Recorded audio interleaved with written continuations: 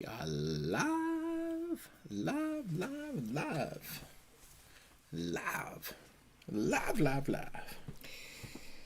I'll be the judge of that. I am somewhat alive. I feel like you're alive too much right now. Yeah, I need to shut down pretty soon. Let's see what we got That's here. what happens. Yeah, I need to shut down. All right, so it's working. So it is 8:27. You have 1 minute to grab a friend and grab a friend a drink, but don't grab your friend's drink. Unless you're bringing it to your friend. Unless you bring it to your friend, which I did. You for did. you Thank you tonight. so much. That's very kind. Hey, Joan Bosmans! Says hi. That's awesome. It's so good to see your name up there, Joan. That is great. That is Good great. stuff. Man. Cheers to you, Joan. Judy Calvert, watching in in Texas. And Judy, I need to tell you, thank you so much. We got your gift bag, and it's been a busy weekend, and the gift bag didn't make it into the refrigerator. So stay tuned. You'll have to just stay tuned. Although I don't know if we're going to do it next week or not. We haven't decided about that. Oh, is it another? We got some gifts from Judy. All right. Anyway. Awesome. Yeah. And Joan is still in her penthouse. Penthouse suite at Howard County. Yeah. Does that mean you're still Memorial at the hospital, Joan? Man. Everybody's been through it. It's been a week. It has been. It's only Tuesday. It's been a year this month. Okay, Joan. We're still thinking about you. Well, we are live. It is 8:28. We finally made it to Talking Toast. Some of us are more alive than others. Katie is more alive than I am in this moment. I did have an afternoon coffee. That makes a big difference, doesn't it? It does. It does. I've started to budget my morning coffee account for an afternoon coffee. So sometimes I don't drink an afternoon coffee. I don't need one. Mm-hmm. Other times I do. I had a 4 o'clock meeting today, so I needed an afternoon coffee. You did? Yeah. Hey, Julia. There's Julia. Julia Yay. sent us a message asking what our hours are, and I was trying to figure out how to respond on Facebook Messenger. Is weird. What are the hours? I don't know. She was asking on Facebook. Anyway, we can get to that later. Sounds good. We will fill in our hours later. Ray's on his phone in my room. Well, good. Well, All hello, right. Ray. There's Deanna Choplin. Man, All right. we got the whole crew here. What's this is good stuff. Sustaining me is I get to be Charlie Brown this year for Halloween. That's awesome. My dad is an interim at Hayes Barton, and the staff are going to be Peanuts characters. So one of my favorite people in this world is on staff at Hayes Barton. And so Kristen has long been one of my mentors. So, awesome. Julia said it was an automatic reply. So she was just yanking her chain. That's great. I love it. Good stuff. Oh, man. Well, we are here. The gang is all here. The gang is back in town. That's not how it goes. Try again. Yep. But I did put some sad lyrics in the in the thing, but it turns. If you know this song, Tears come streaming down your face. Mm-hmm. Can you give me a clue? Am I gonna guess it? Could it be worse? It really does kind of sound like that. Tears. Was it Clocks? Nope, but it's a very Is it it's the same Coldplay? band. It is Coldplay. Good job. Mm-hmm. Lights will guide you home. All right, look. I got close. That is as close to a pop culture reference I will ever get. Absolutely. It's a good song. Good song. So right. it'll fit in with what we're talking about tonight. So yeah, you got the Coldplay reference. Gang. Feeling good. Absolutely. I'm going to have afternoon coffee more often. Sounds good. Might be able to recognize pop culture references. Well, there you go. And get idiomatic phrases correct. There you go. So, every night on Tuesdays, so not every night, just Tuesday nights. Just every seventh night. And we haven't made a decision about next week yet or not. I don't know if think people it's gonna- need the like anxiety relief. Hey, everybody comment whether you would consider watching next week in the midst of all that is next week. If we wear khakis and bring out like a magic board like Steve Karnacki has, or no, just kidding. We don't do that. We'll but try if you and need not bring the like anxiety. talk and toast relief next week, tell us. But if there's no way on earth that you would watch Talk and Toast next week, also tell us that. Yeah, so because we can we're know. trying to consider whether to have it or not. I wash your back, you wash mine. I don't know what that is in reply to, but anyway. Yeah, let us know. Type in and continue to let us know where you're viewing from tonight. I think there's some cries for anxiety relief next week. Sounds good. Okay. Sounds good. Yeah, that makes sense. That makes sense. Would be a good relief from politics. Okay, so we've had three We've had comments four. back. Or four? Yeah. Yes. You're right. Two Georgians and two Marylanders. There we go. Yeah. All right. Yep. Well, I guess we'll be having Talking Toast next week. It's on. Sounds good. Good stuff.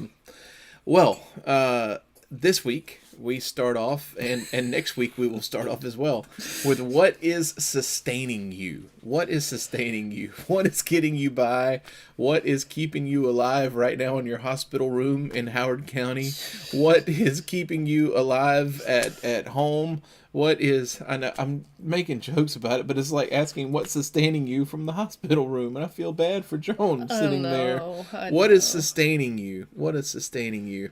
Laura Sounds like a Long! Laura Long. How It's about good to that? see We got you. some Falls Church folks. That's good That's stuff. awesome. Choose a light topic. All right. We'll talk about good doctors and a lot of meds. Joan's already said. There you go. Yeah, what is sustaining you? So, Katie, what is sustaining you? What is getting you What through? is sustaining me? You know, we had my dad here this weekend, and it was lovely. We had a good time. My mom had peace and tranquility. The only hiccup was that he got on the wrong train on the way home. Totally Which I totally predicted. But man, it was fun though, because we got to steal away for a little bit on Friday and take a little bike ride. And I left him in my dust. And so there's that. But, you know, it was fun to have him around and show off our little town and help him meet some folks in our orbs right now. And he got to go to the pumpkin patch, and he got to do some fun stuff. He ran the grill at our trunk or treat, which was a huge hit and so much fun. And then we got to do this really fun thing on Sunday night all together. I wasn't sure if you were going to talk about that, if that's the thing that's sustaining you. Dude, just keep it on going. Yeah, just say all the things. I'm going to stop now. No. I had keep coffee going. this afternoon, so I could go the whole 30 minutes. You have Here a we lot go, to- baby. Whoa! So it's coffee that's sustaining you. I love it. My mom says she's sending him back tomorrow. Sounds good. And Rebecca said listening to Luke play piano sustains her. And Jim says I that love he will that. need some more morale direction. I think he meant moral I direction. know, but I just thought it'd be fun to say morale direction. This is good stuff. What's sustaining you? What is sustaining me? It was one of those weekends and really starting off the week that's been like really tough, difficult, kind of like just requires a lot of energy. But I would say that the trunk or treat on Sunday was something that was just really, really life-giving. It was fun. You wore a full-body spandex suit. I did. I wore a full-body spandex suit. Do not recommend. It was cute. Might I say. And Looking fly. not really. And so but I got to work the hot dog table with Jim, your dad, and that was really, really fun. knowing the Bucks will win the NFC South even after getting cheated at the Falcons game. Thank you, Ryan Cawthron. I love it. I love it. Music and hope. Music and hope is sustaining us over here. I love that. And Jim said, "I love your town and your church. Thank you for Dad, thank you to I think my friend at the church." that drink was supposed to be secret. Well, there we go. Yep. Anyway, we had a really, really good time, and that was life-giving to me. It was a trunk retreat. And then on Saturday night we went to the Forbidden Sunday night, whatever. Mm-hmm. We went to the Forbidden Forest in Leesburg, Virginia, and we got to like walk through all of the Harry Potter books, and it was so cool. Getting to see that through our daughter's eyes with that, like walking through, it was so magical. And how cool is it that like I grew up on Harry Potter. Mm-hmm. We grew up on Harry Potter. Came of age with Harry Potter. And now what was so fascinating was seeing all of the people walk through with their families. And so now Harry Potter's on this like second generation of kids that are growing up with it. It was fun. In spite of the author's anti-trans issues. But it's ours now. It's fans. That's exactly right. It is the readers now to make meaning out of it where they need it, where we need it. And that's one of those things that book series has been known to raise children who are more inclusive and who are more compassionate. And I'm sorry that the original author can't pick up on those things. Laura said it belongs to us. Harry is now ours. Right. That's exactly right. Absolutely. Well, so that's what's sustaining us. We have some really special things happening this weekend as well. Last weekend was kind of a fun setting. This one's a little more of a somber setting, but it is something that is equally important. And that is All Saints Sunday. Now, All Saints Day is technically November 1st, and so a lot of churches will have a mass or have a celebration on that day. But we push this back and celebrate the first Sunday of November to recognize the saints that are in our lives and within our church. And I think it's really a valuable thing, because the reality is all of us carry around people with us in our stories who have influenced us, who have whose voices continue to echo in our minds and hearts, regardless of kind of one's religious upbringing or perspectives. Pretty much everybody can resonate with carrying people with them. That time and death does not take away the memories that we make with the dear souls who have influenced us in our lives. Yeah. I'm struck so often in moments like providing pastoral care for people who have recently lost a loved one. I'm very careful to say that person is no longer with us, that kind of thing. Yeah. I'm very careful to say, like, this person has passed away. We don't know. We don't know what we don't know with all of this. And those memories, those things, that presence is very real. Is real. Yeah. And I've experienced it in a real way with different folks who have crossed to a different realm in my life. I thought you were going to say cross the rainbow bridge. No. But that's true too. Yes. Yeah. So we recognize this day as a church, but I think this is something bigger that we recognize the great cloud of witnesses all around us beyond this church. Yeah. The people and in African communities that talk about the ancestors. Yeah. Do you know the name for heaven whenever they talk about this? I'm about to bring this up in the Revelation text. I was reading and I don't know if this is Ubuntu or what, but the name in this scholar's work that I was reading is that the heaven is the village. So the village just continues to I grow. love that. Yeah, it takes a village.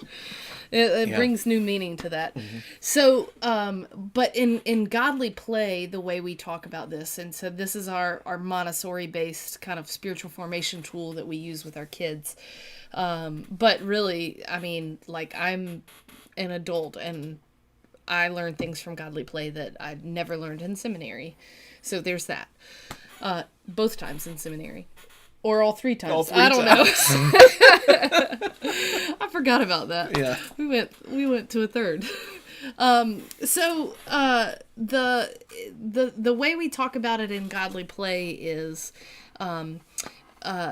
we light a light, and and really it represents Jesus, but I love to think about this as any person. And when we put out the light of Christ, we talk about changing the light. And so you change the light from, the vibrant dancing flame to the smoke. And what we say in Godly Play is that now the smoke, the changed light, is filling the room, and it's everywhere. In a way that it couldn't be when it was just the dancing flame.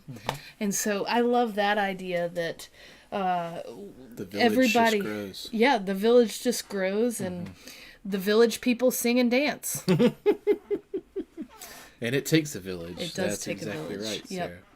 Yep. I love it. Changing of the light. So this is a celebration that we come to every year.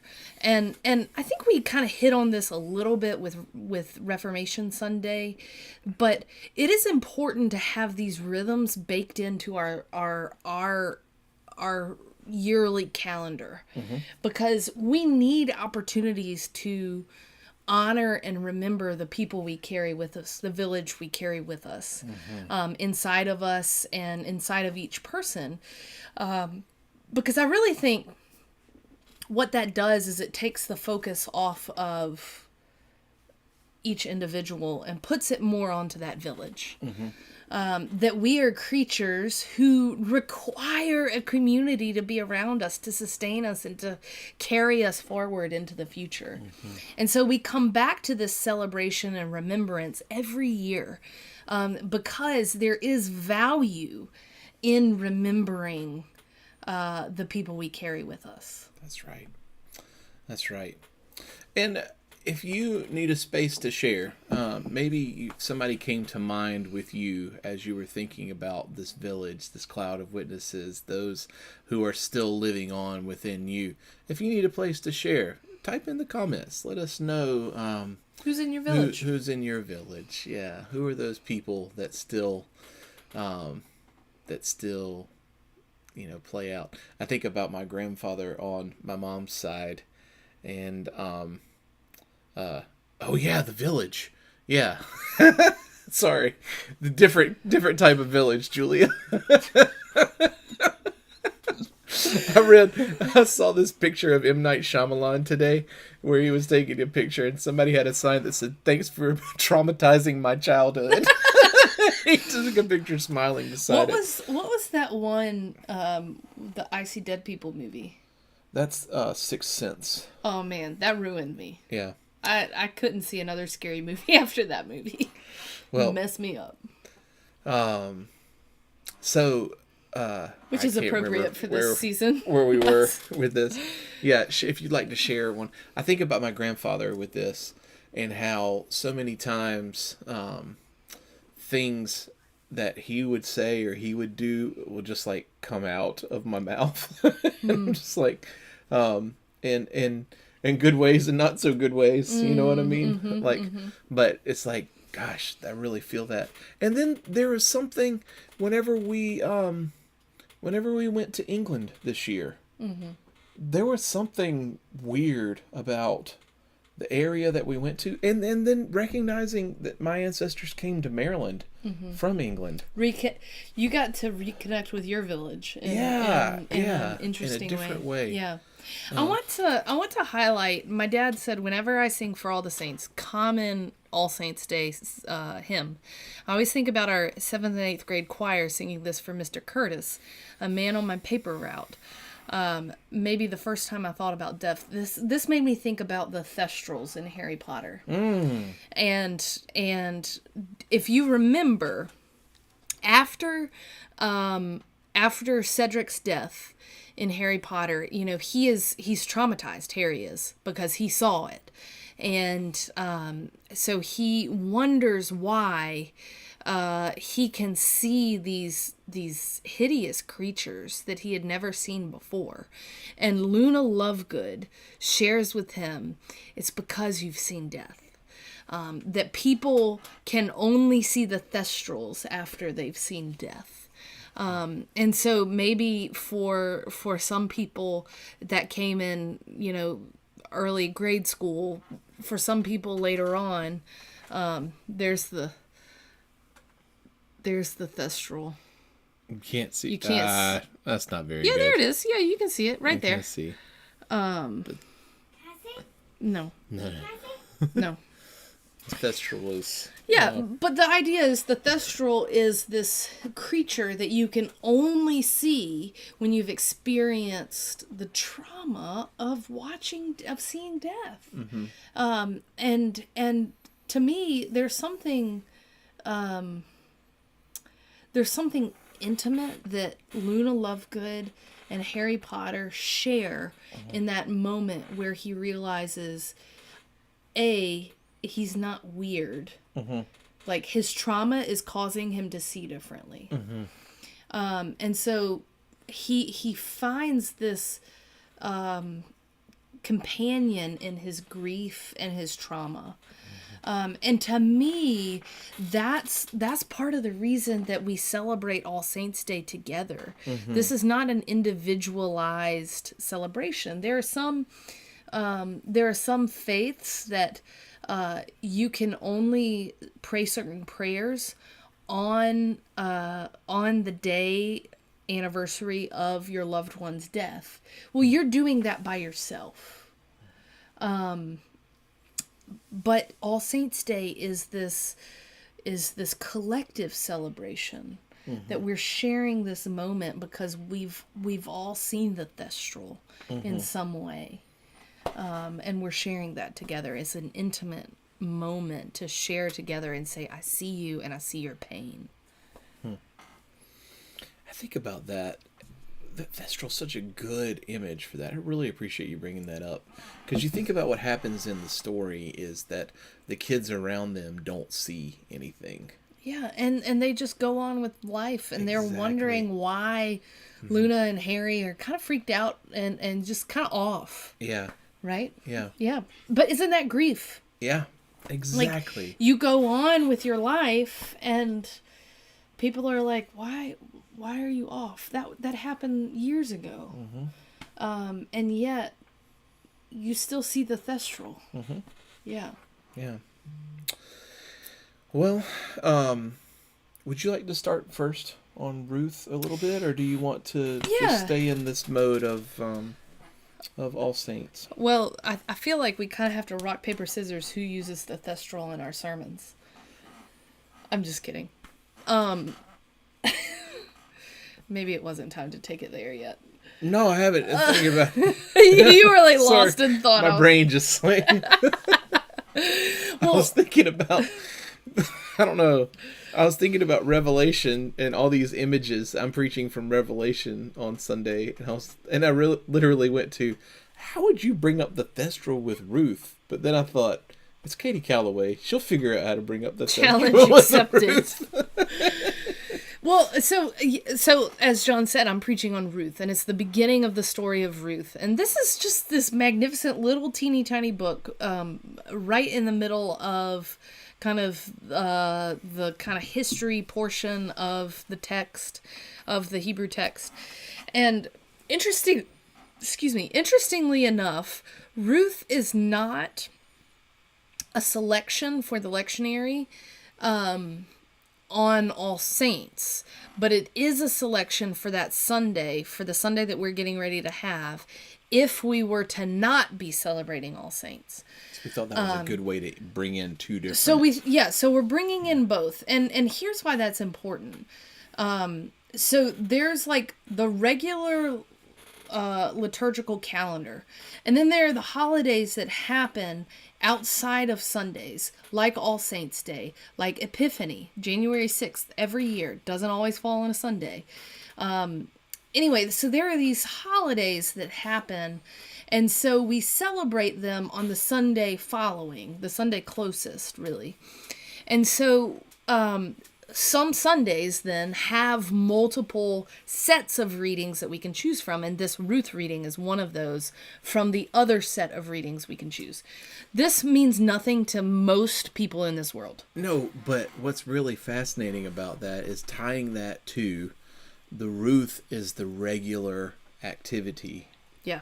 Right? Ooh. It's the regular thing. Yeah. And then the you All add this Saints grief is the on thing top that of comes it. along with it. That accompanies the regular activity. I love it. I Yeah. love it. Yes, and the Yeah, answer... we thought about all that whenever we planned this out that way. No, we did not.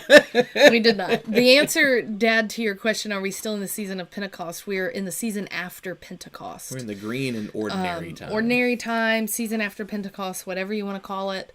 We'll be in the season of Pentecost until Christ the King Sunday, or Reign of Christ Sunday, which is the last Sunday of the liturgical year, the last Sunday in November. And then we turn the liturgical calendar in November to the next season, the next year.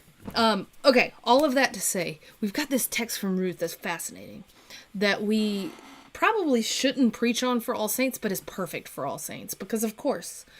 And it's all kind of an introductory to Ruth, who, if you remember, mother-in-law Naomi and family all moved to a new area because there's a famine.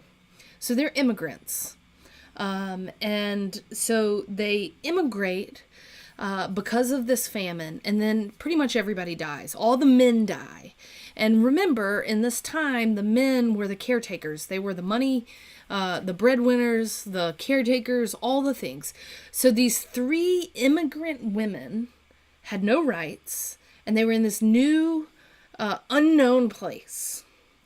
And so Ruth is the daughter-in-law to Naomi, and Naomi, has lost her husband and has lost her 2 sons, and is kind of left feeling responsible for Ruth and Orpah, her 2 daughters-in-law, and says, you know what?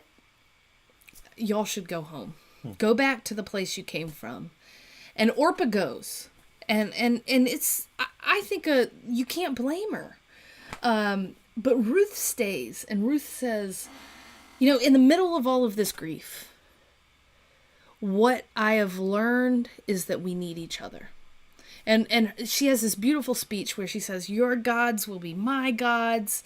And wherever you sleep, I will sleep. And she has this moment with Naomi, her mother-in-law of all people. She has this moment where she says, no, look, we are tied together in our grief, and I'm going to stay with you, and we're going to figure this out together. And I just love that message. Not supposed to be on All Saints Day, but it is a message about grief and about the importance of staying with people in their grief. And that we, you may not be able to see the thestral, or you may, but I'm scared by it, and so you're going to stay with me. I wonder if the thestral looks different to different people. Ooh. That's a good question. I think I'm preaching from Revelation 21, and this is a very kind of famous text that talks about the new heaven and the new earth. I saw the new heaven and the new earth. And I think I'm just going to make one quick point with that, in that God in this text is the one that's like kind of speaking through, and the person who's having the vision, and we think this is a John, is having this vision. Says, I saw the new heaven and the new earth, and that God comes to dwell with the mortals.